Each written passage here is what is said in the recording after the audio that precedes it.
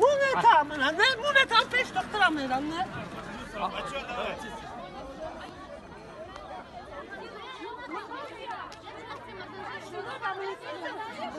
Oturmayayım mı? Ahma. Hey, gel koy beylerine ne? Ya biz barizanlı kuldayımız, prezidentimizge ulkan rahmetimiz aytamiz. Biroq bu bizning o'ramonimizni shishkisiz. Bizni yuragimiz o'ramonimizga baylangan qo'y. Biz Burada hech qanday qazoqlar yo'q. Hech qanday aralas quralash emas. Bir tur forma dedi, biz istab berdik barimiz. Forma. O'romol aq dedi. Qadimdan beri shunday deb o'romolni sheshib bo'lmaydi. Jarayt.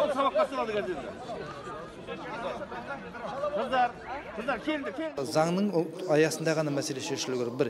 Екінші, меніңше осы кейде осындай фактылар болып жатқан кезде, менің ойымша, осылай бір жаңағындай сұхбаттасу, түсіндіру жұмыстары, насихат жұмысы жетпей жатыр сияқты.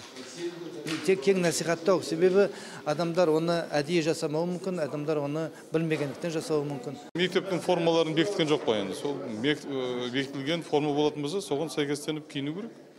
Олан жалпы талап болса, жалпы қоғамның қабылдаған ережесі болса, қоғамның ережесіне көну керек деп ойлаймын. Это нарушение прав человека. Я считаю, что в школу человек может идти в той одежде, которую ему купили и надели родители. Школа сказать «вернись, ты не в такой одежде» не имеет права. Заңды мемлекетте жүргеннен кейін бұның барлығы өз тұрғыда сөйде шешілу керек. Әрине, бәр мәселенің барлығы енді ол біз қазақтың бұрынғы салт дәстүрінде сақтағанымыз дұрыс болады. У нас есть установленные Министерством образования процедуры, связанные с этим вопросом. Вот им надо руководствоваться.